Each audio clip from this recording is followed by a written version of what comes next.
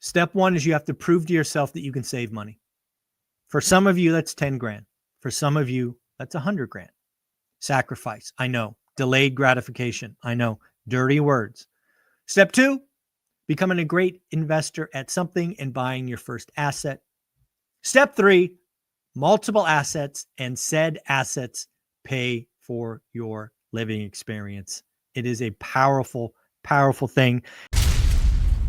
I want to talk about the 3 stages of wealth building. This is something I really haven't shared on the channel, which is hard to say with 15,000 videos. I've talked about 3 steps to getting rich plenty, but I haven't really highlighted the 3 stages of wealth. We're going to go through all 3, and we're going to close with a super secret bonus to make it easier. But step 1, I believe the first stage of wealth is simply having the ability to save $10,000.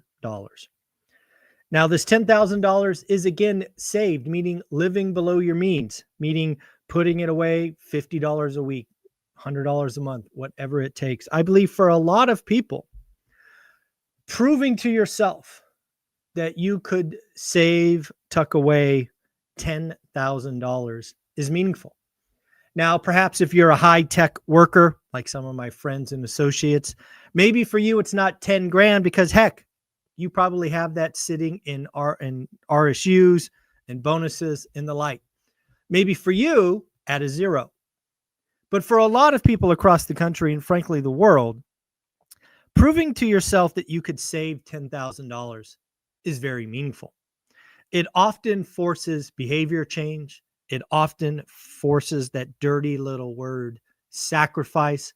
It could mean finding a way to make more income because, again, saving money can only be done one of 3 ways. You can get restrictive. You can cut expenses. Number 2, you can, and many people talk about this, grow income. Or, of course, you can do both. Lots of folks like to talk about the 50-30-20 ratio, where 50% of your income is for the must-haves, 30% is for you to enjoy life, and then 20% is to be saved.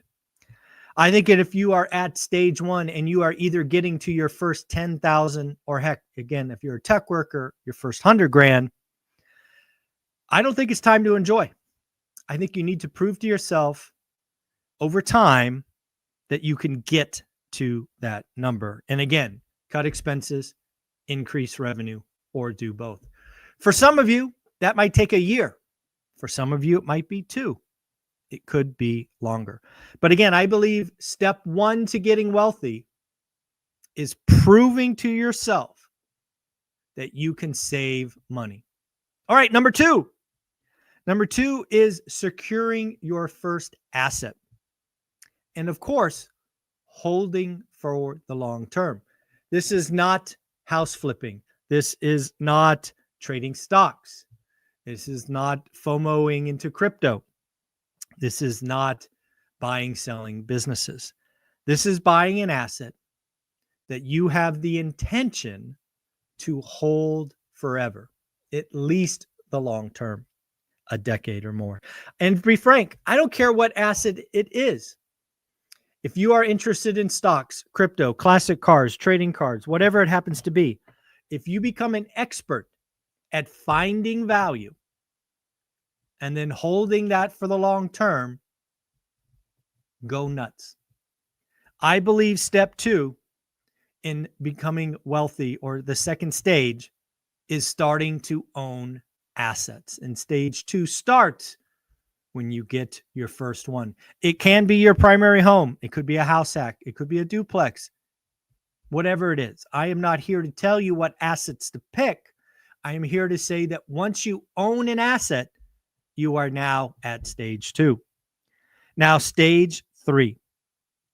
Stage 3 is where the income snowball or wealth snowball kicks in.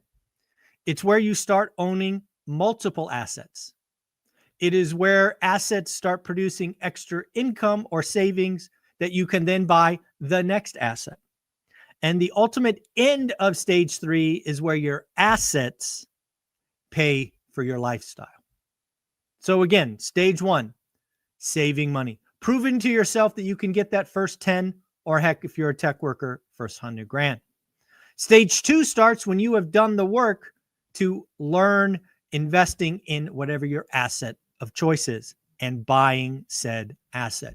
And then step 3, it is all about owning multiple assets and then having those assets pay for your living expenses. Now, at the end of the day, I do think there is one thing that I did not appreciate on my wealth journey. This is something I didn't learn probably until 10 years into my wealth journey.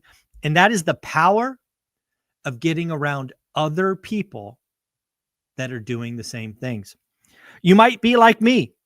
When we started our wealth journey, we really didn't have any friends or family that wanted to go on this journey. We were looked at as odd because we were willing to save. We were making hard choices. We weren't doing what everybody else was.